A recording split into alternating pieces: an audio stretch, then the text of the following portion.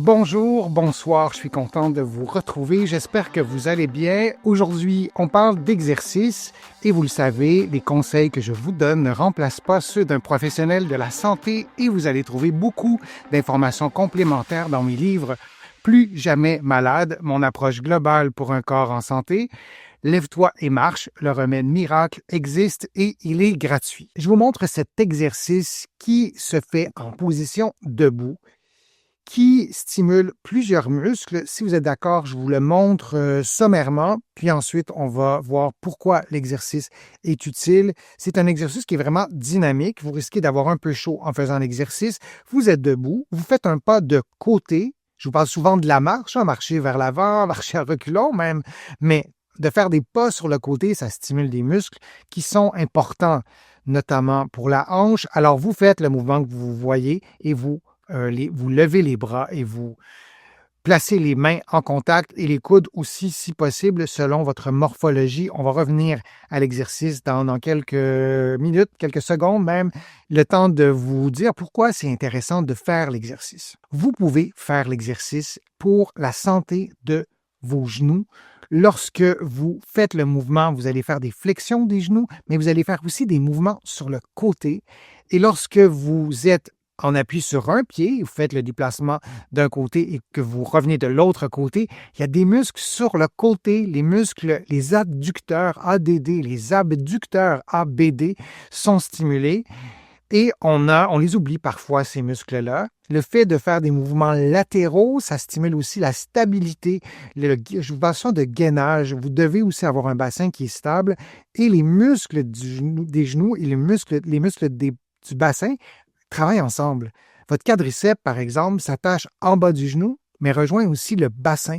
On a le psoas aussi qui s'occupe de la cuisse et qui s'occupe aussi du bassin, là aussi pour simplifier, ou de la hanche. Donc, l'exercice est vraiment un exercice pour travailler, pour stimuler, pour prendre soin de nos genoux. C'est un exercice qui a une composante de flexion.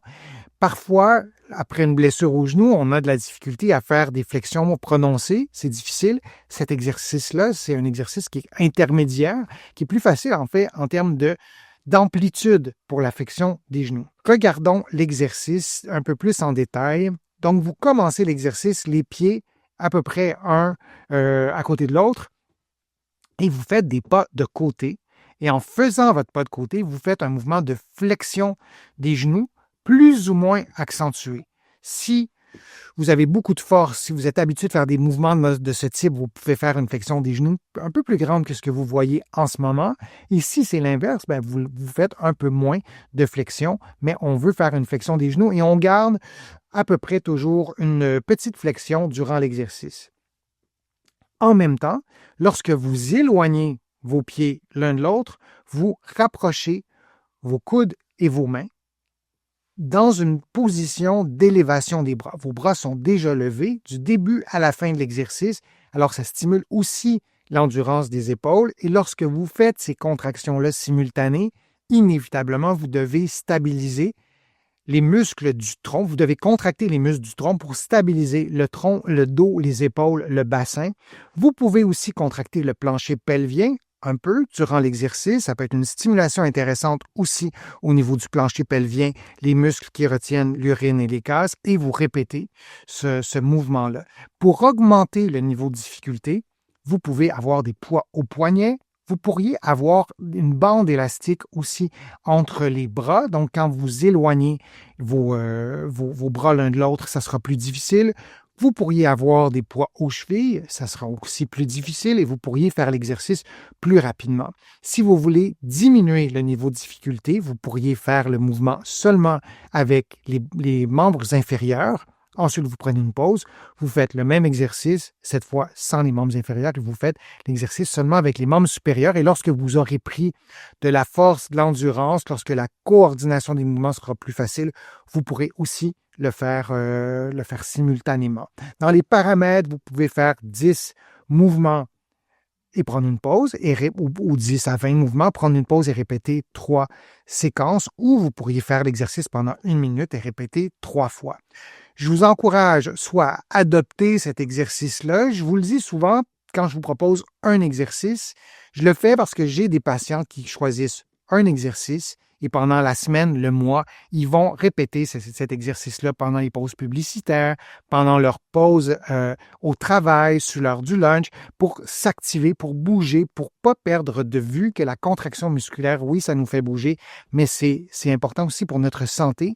Et j'ai d'autres patients, des internautes qui m'écrivent, qui vont prendre l'exercice et qui vont l'intégrer à un programme d'exercice déjà fait. J'espère que cet exercice vous sera utile. J'espère que ça vous aidera. Je vous remercie d'avoir été là. Je vous remercie pour vos questions. C'est toujours un plaisir de vous présenter mes contenus.